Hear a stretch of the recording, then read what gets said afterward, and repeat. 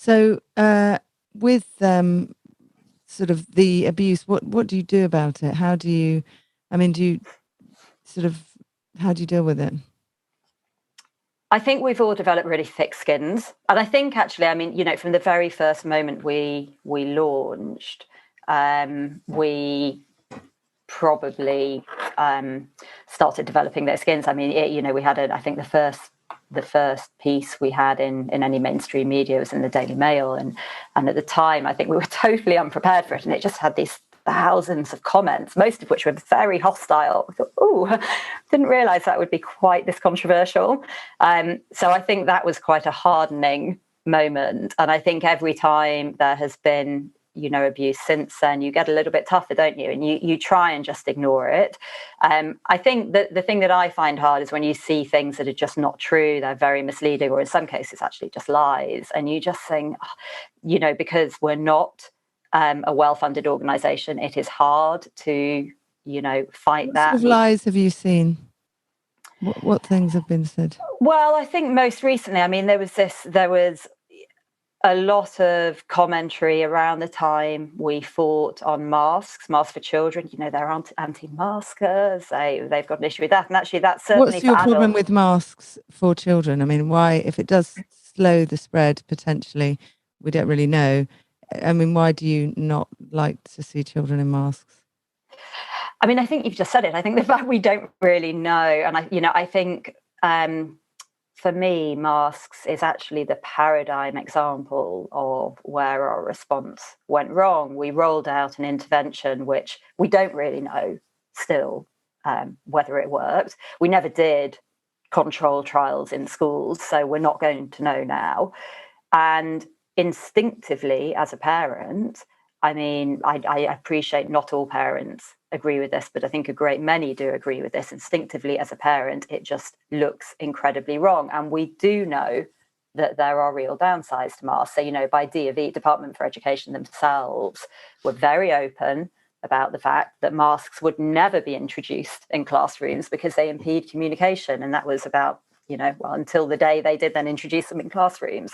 And of course, what's happened more recently is that we have begun to see evidence of harms leak out. So, there was obviously that very upsetting report that came out from America with possible implications for brain development in young children from all these measures, not only masks, reduced social interaction too. I didn't see that. Tell me a little bit more about that. It's interesting. Well, I think just as you'd expect, the impact of social isolation, and actually this would be masks on adults, not on children, is thought now to have a direct impact on children's cognitive development. And, I don't think the paper suggests it's necessarily permanent, but to say these things have no impact, we weren't in a position to know because we hadn't rolled them out before.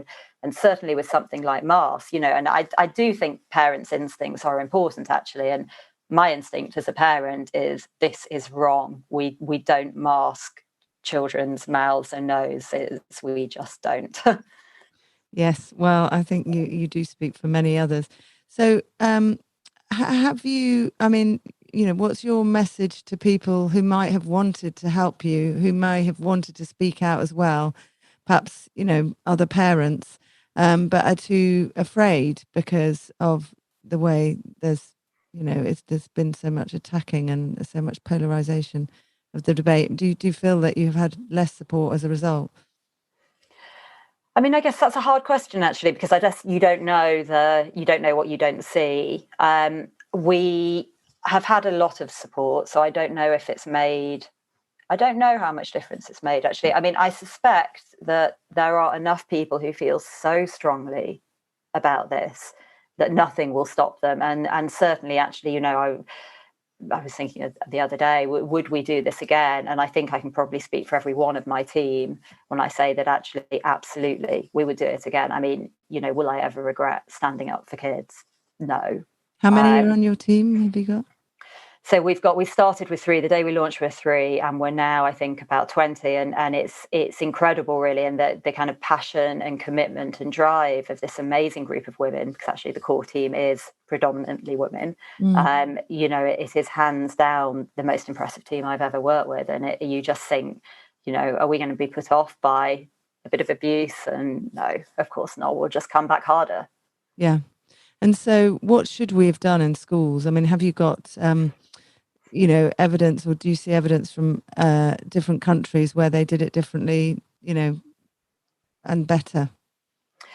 I mean, you know, obviously, yes, you do have examples from other countries. Sweden is the one that I think is now mentioned most often, where they didn't close schools at all for age groups younger than 16. And I think you do look at that and you think, well, you know, they seem to be doing rather better on everything at the moment. And you think, you know, couldn't we have done that? And I think the really interesting thing about all of this is actually in our contingency planning for a pandemic, it had always been the assumption that the contingency plan would be to keep schools open, not to close them down. And I think, you know, one of the really sad things here is that at the first sign of trouble, we panicked. And actually, if you look at the commitment and the energy that was spent building up the NHS volunteer list, you know, whenever it was in May, June of last year. And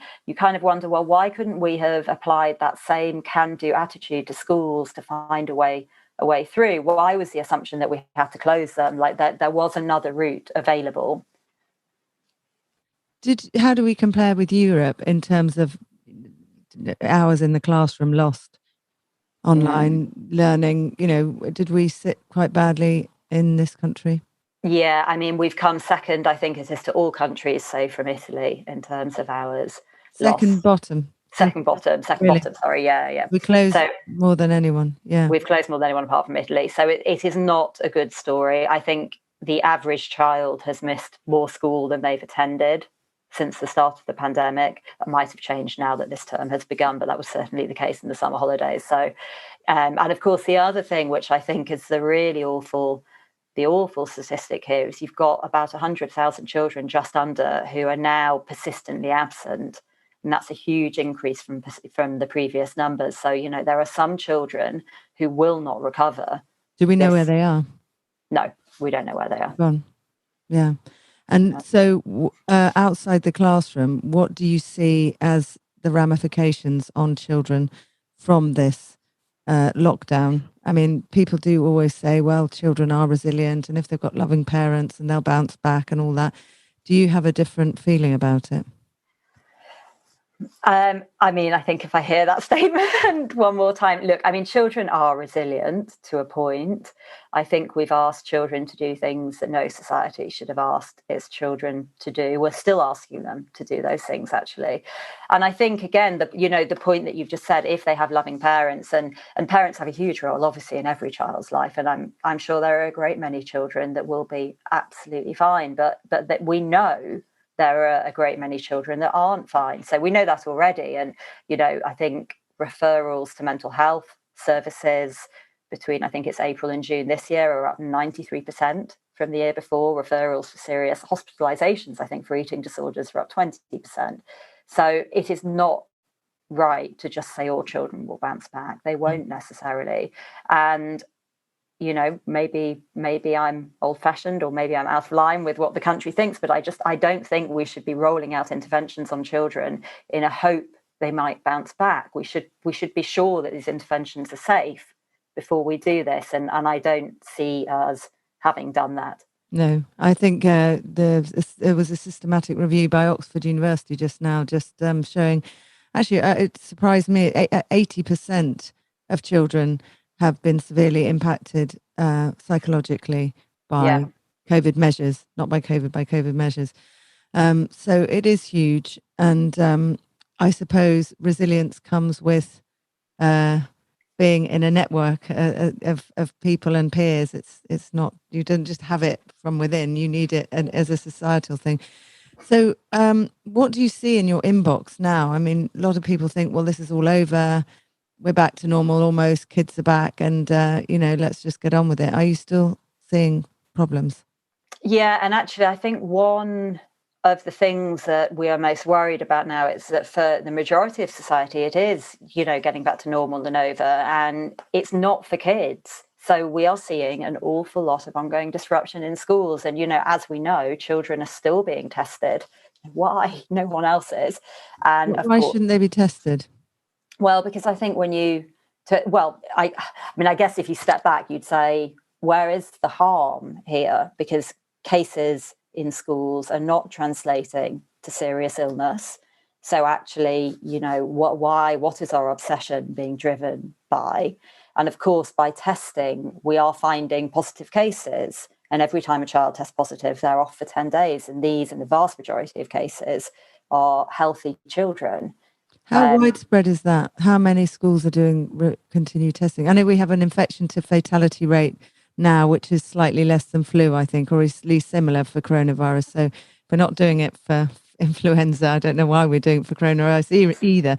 But are most schools testing now? Or Yeah, I mean, no, you have to. So, I mean, I believe the current guidance is that they're meant to be testing pupils twice weekly. So this is not a voluntary regime. It is up to individual parents, in theory, whether they consent or not. But again, it's something we've seen a lot of different attitudes in practice from schools from. So I think most schools are testing, most are sending people home, because if you find a positive case, under the rules you have to send pupils home. And we, as I said, we're seeing an awful lot of disruption, both to individual pupils but also to activities. So we're back to where we were in some ways a year ago, or in terms of assemblies, sports, school plays being cancelled. But I think the difference this time is people have stopped caring because the grown-ups have got their life back. So it's harder to make noise about it. It's become endemic, I guess. And that's the point usually at which we all lose interest. And I think this is really worrying. I think we owe it to our children. It's almost like we've got adults back to normal and we're just going to forget about the kids. Like, this is not okay. Like, children deserve the same treatment as adults, and we need to restore proper normality in schools now.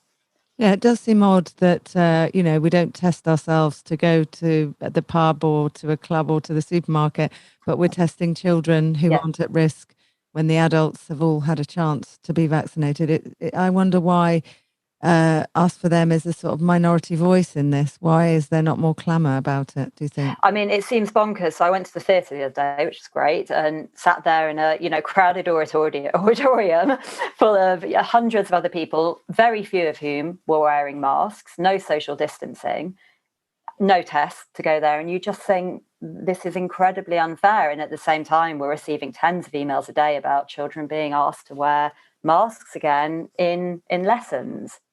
And you think this is... Yeah, what's the rules then? I mean, how is it so patchy? How can schools enforce mask wearing when we're not meant to be wearing them anymore? What's actually going on? What's the actual problem? So there's a lot of discretion in the rules. And again, I think this is a consistent feature and something that UsForThem have been very vocal on for the last year, that, whilst discretion may be good in some circumstances, it hasn't worked for children here, because what we have seen in society is reflected in schools. And that is, there's this race to the bottom almost. So, we have been led by fear. And when you're led by fear, you impose all these measures. So, it's certainly not the case all schools are doing this. There are many schools who are thankfully putting children first now and kind of getting on with things. But we are seeing huge disparity in the application of the rules. And the rules do allow a degree of discretion to reimpose these restrictions. So how would you like to end that? What would you like to see? Do you think there should be a top-down kind of guidance? Let's not do this at all, now. Let's not, do you think we should just stop all testing in schools right now? Yeah. I think the Royal College of Children and they've come out. There was a piece, I think, today on exactly that. We should, same Camilla Kingdom, wasn't it? We should end all testing. We should end it now. It's detrimental and it's damaging to children, and it is. And I think actually more than that, we need to look again at the school rules, and actually we need real leadership from DofE on this. And, you know, we have to get schools back to normal, and there has to be a mandate, I think, to stop individual schools and in some cases councils going over and above what's required in the guidance. And, you know, it is well beyond time that schools were just normal. So it's a mess, really. So you've got the public health leaders imposing one rule, Department of Education with other rules, and then schools doing their own thing. So there's no clarity. There's no clarity and there's no consistency, and it is feeling a little bit like a wild west. You know, you have all these different examples come in, and you just think, who is actually owning this? And in fact, who is seeing it as well, other than us? I'm not sure anyone really is, and we're doing what we can. But you know, that there really needs to be someone in DofE to get a grip on this and to end this disruption for the kids. Have you tried to meet with Department for Education or people who may be able to make these? No, actually, it's funny you ask. We're on the course of writing a letter asking to do just that. We have in the past. We haven't in this round. We had in the past, and actually we did in the early days have a few what we thought were quite good meetings with them. But